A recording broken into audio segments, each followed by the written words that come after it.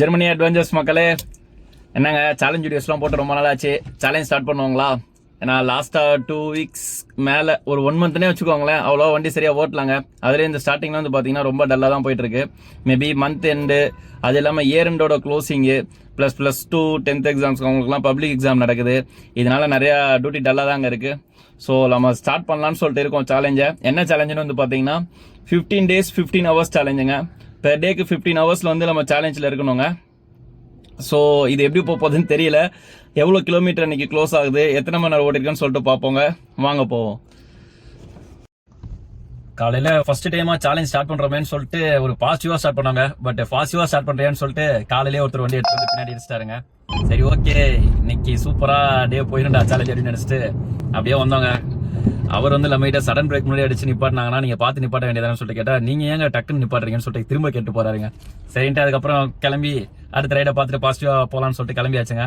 Next வந்து பார்த்தீங்கன்னா 90s kids இது ஞாபகப்படுத்துற மாதிரி சைக்கிள் ஒரு அண்ணா போயிட்டு இருந்தாருங்க. பார்க்கவே செம்மையாக இருந்துச்சுங்க. சைக்கிள் தான் ரோட்டில் போயிட்டு இருந்தாரு. அப்படியே கொஞ்ச நேரம் அவருடைய பார்த்துட்டு அடுத்த ரைடு நம்ம எடுத்துகிட்டு போயிட்டு இருந்தாங்க.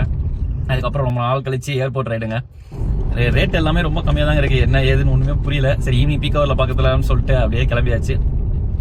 எல்லாம் முடிச்சுட்டு ஈவினிங் டைமில் சரி ஓகே நம்ம ஏரியா சரியாக வந்துருச்சு, இதுக்கப்புறம் வண்டி ஓடாது நினச்சா நீ தானே சேலஞ்ச் போடுறோம், ஸோ கண்டிப்பாக ஓட்டி தானே ஆகணும்னு சொல்லிட்டு திருப்பிங்க. அப்புறம் ஃபைனலாக வந்து பார்த்தீங்கன்னா நம்ம வீட்டு சைட்லேருந்து ஆலந்தூர் போனோங்க. அங்கே கையிலேயே வந்து இந்த தொடப்பம் பண்ணுறதுக்கெலாம் இது பண்ணி வச்சுருப்பாங்க இல்லைங்களா, அந்த இது பண்ணிட்டு இருந்தாங்க. 4 வயசானவங்க உட்காந்து பண்ணிட்டு இருந்தாங்க. அதை கொஞ்ச நேரம் உட்காந்து அப்படியே வேடிக்கை பார்த்துட்டு இருந்தாங்க. அப்படின்னு ட்ரிப் எதுவும் வரல, பீக் அவரே டோட்டலாக க்ளோஸ். அப்புறம் அங்கேருந்து ஒரே ஒரு ரைடு நகர் வந்தாங்க. சிஎன்ஜி போடலான்னு சொல்லிட்டு சிஎன்ஜி அடிச்சுட்டு சும்மா உட்காந்துருக்கேன். எவ்வளோ நேரம் போக போகுதுன்னு தெரிலங்க. என்னாலும் பரவாயில்ல, சும்மாவே உட்காந்து 15 ஹவர் முடிச்சுட்டு தாங்க கிளம்புறோம். ஃபைனலாக டே இன்னைக்கு ஓவருங்க.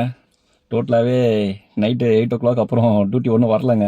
ஒரு 3 hours கிட்ட சும்மா எம்டியாக தாங்க உட்காந்துருந்தேன். ஃப்ரெண்டும் வந்தாங்க, அவங்ககிட்ட பேசிகிட்டு இருந்தாங்க. டோட்டலாகவே ஃபுல்லாக ஸ்பாயில் ஆயிடுச்சுங்க. எதுக்காக 15 hours எடுத்து ஓடிட்டு மாதிரி ஆயிடுச்சு. இருந்தாலும் பரவாயில்லைங்க, ஃபஸ்ட் டே தான் அப்படி இருக்குது. ஸோ இதை நம்ம கிவ் பண்ணிடக்கூடாது, பாசிட்டிவாக நெக்ஸ்ட் நோக்கி போகணுங்க. இன்றைக்கி டோட்டலாக எத்தனை கிலோமீட்டர் ஓட்டணும் தெரியுங்களா? இன்றைக்கி நம்ம டோட்டலாக ஓட்டினது வந்து பார்த்தீங்கன்னா 151.9, ஆல்மோஸ்ட் 152ங்க. இதுதான் நம்ம இங்கே ஓட்டினது. மார்னிங் ஆல்மோஸ்ட் 9 o'clock கிட்ட வண்டி எடுத்தோங்க. ஸோ டோட்டலாக வந்து பார்த்தீங்கன்னா 15 hours கிட்ட வந்துருச்சுங்க. ஸோ இன்றைக்கி ஃபஸ்ட் டே வந்து கொஞ்சம் டல் தாங்க. இந்த 152 கிலோமீட்டர் ஓட்டி நான் எவ்வளோ சம்பாதிச்சிருப்பேன்னு முடிஞ்சால் கீழே கமெண்ட் பண்ணுங்கள். நாய் கூட கண்ணீர் ஒடிக்க அது மாதிரி தான் இருந்துச்சு. என்னால் பரவாயில்லாங்க, நாளைக்கு டே பாசிட்டிவாக ஸ்டார்ட் பண்ணுவோம். எப்பயும் சொல்கிற மாதிரி தாங்க, ஆல்வேஸ் சிரிச்ச முகமாக இருங்க, நல்லதே நினைப்போங்க, நல்லதே நடக்குங்க.